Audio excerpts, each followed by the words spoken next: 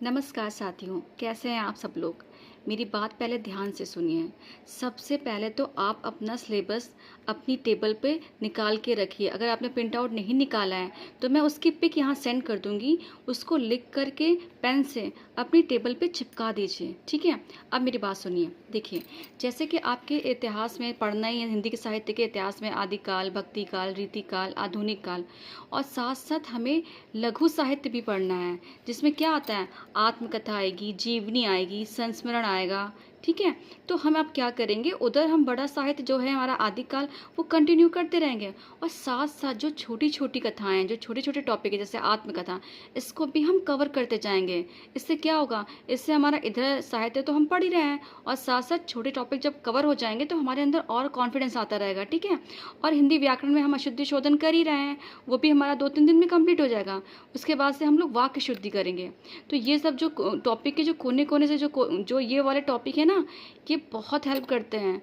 जो छोटी छोटी, जो कहते नहीं, ये छोटे देखन में छोटे लगे घाव करे गंभीर, कि वो वाले टॉपिक हैं। तो चलिए आज शुरू करते हैं ना। देखिए, आत्मकथा नाम से क्या लग रहा है, आत्म मतलब क्या होता है, अपनी।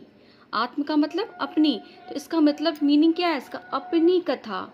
आत्मकथा में किसकी कथा होती है, अपनी कथा। अभी अपनी कथा में कोई ये नहीं कि हमने आपने लिख दी तो वो आत्मकथा हो जाती है। कहाँ, हम जैसे मतलब आम आदमियों की कथा आत्मकथा नहीं हो जाती है भाई। महान व्यक्ति, जो कोई महान व्यक्ति होते हैं, अपने जीवन की महत्वपूर्ण घटनाओं का श्रृंखलाबद्ध विवरण स्वयं लिखते हैं, तब उसे आत्मकथा कहा जाता है, ठीक है। इतनी बात क्लियर है ना कि आत्मकथा क्या होती है। आत्म मतलब अपनी, कथा मतलब क्या है, कहानी, जो भी बताना चाहते हैं वो अपनी कथा। जो अपनी कथा है वही आत्मकथा है। और कैसी होती है वो, महान। जब महान व्यक्ति अपने जीवन की महत्वपूर्ण घटनाओं का श्रृंखलाबद्ध, मतलब ये नहीं कि कुछ भी लिख दिया, श्रृंखलाबद्ध विवरण स्वयं लिखता है, तब उसे हम क्या कहते हैं, आत्मकथा। तो आपको ये बात समझ में आ गई ना कि आत्मकथा एक्चुअल में होता क्या है, ठीक है। फिर हम क्या पॉइंट याद करेंगे, ये भी क्वेश्चन आ सकता है कि आत्मकथा का अर्थ क्या है, और 4-5 ऑप्शन दे देंगे, उसमें एक दे देंगे अपनी कथा, ठीक है। तो आपको इस पर टिक करना होगा। फिर देखिए, इस पॉइंट पे ध्यान दीजिए, आधुनिक हिंदी साहित्य की पहली आत्मकथा कौन सी है। मेरे शब्दों पे गौर करिएगा, मैं क्या बोल रही हूँ, आधुनिक हिंदी साहित्य की, आधुनिक, ठीक है, आधुनिक हिंदी साहित्य की पहली आत्मकथा के लेखक कौन है, तो वो है हमारे श्याम सुंदर दास जी, ठीक है। मैं क्या पूछ रही हूँ, आधुनिक हिंदी साहित्य की पूछ रही हूँ, तो उसके पहले आत्मकथा के लेखक कौन है, तो उसका आपका आंसर होगा श्याम सुंदर दास, ठीक है। फिर देखिए, आज हम इनके बारे में पढ़ेंगे, ठीक है। बनारसी दास जैन, इन्होंने कौन सी आत्मकथा लिखी उसके बारे में जानेंगे।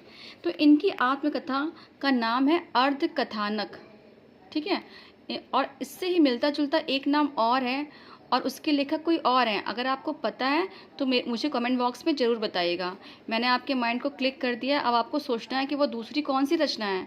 अर्ध कथानक से मिलता जुलता ही नाम एक और है, वो आपको मुझे बताना है, ठीक है। हम किसकी बात करें, बनारसी दास जैन, इन्होंने कौन सी आत्मकथा लिखी है, अर्ध कथानक। एक तो यही बहुत ही मोस्ट इंपॉर्टेंट क्वेश्चन है। और कब लिखी गई है, तो 1641 में लिखी गई। इसका सन भी पूछा जाता है। और ये क्वेश्चन भी आता है कि इसकी भाषा क्या है, तो किस भाषा में लिखी है, ये ब्रज भाषा में।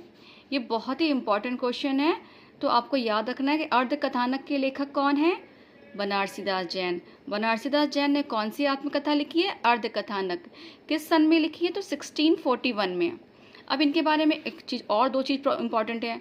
हिंदी की प्रथम पदात्मक आत्मकथा कौन सी है। क्वेश्चन आ जाएगा आपके सामने कि हिंदी, देखिए मैंने खाली हिंदी बोला है, आधुनिक या नहीं बोला है मैंने। हिंदी की प्रथम पदात्मक आत्मकथा कौन सी है, ये अर्ध कथानक, ठीक है। फिर क्वेश्चन आ जाता है कि हिंदी की प्रथम प्राचीनतम आत्मकथा कौन सी है। प्राचीनतम पूछ रही है, ध्यान है कि इन्हीं शब्दों से क्वेश्चन बनते हैं, इसलिए आपको बहुत ही क्लियर रखना है ये शब्द कि हिंदी की प्रथम प्राचीनतम आत्मकथा भी अर्ध कथानक है। ये क्वेश्चन बन जाएगा कि हिंदी की प्रथम प्राचीनतम आत्मकथा के लेखक कौन है, तो क्या आंसर होगा, बनारसी दास जैन, ठीक है। ये क्वेश्चन आ जाएगा कि हिंदी की प्रथम पदात्मक आत्मकथा के लेखक कौन है, तो क्या आंसर होगा आपका, बनारसी दास जैन। देखिए यहाँ से कितने क्वेश्चन बन रहे हैं, तो ये वाली बात बिल्कुल क्लियर रखनी है कि अर्ध कथानक कब आई है, किसने लिखी है, कैसी है, पदात्मक है, किस भाषा में है, ठीक है। तो आज की क्लास में हम इतना ही समझते हैं। फिर कल हम, अभी आपको आत्मकथा का मतलब समझ में आ गया।